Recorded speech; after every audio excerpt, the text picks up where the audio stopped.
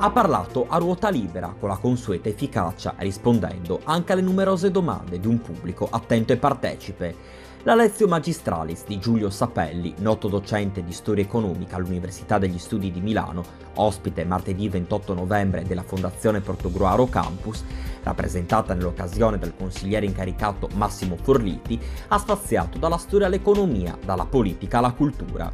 Gli eventi geopolitici degli ultimi 18 mesi, dalla Brexit all'elezione americana di Donald Trump, dalla crisi catalana alle tensioni tra USA e Corea del Nord, sono stati interpretati e commentati dallo stesso prof. Sapelli, che ha offerto una lettura critica del nuovo ordine internazionale. Trump, ha spiegato analizzando la scena politica americana, è stato eletto dalla parte della popolazione più colpita dagli orrori di una globalizzazione dedita esclusivamente alla finanza.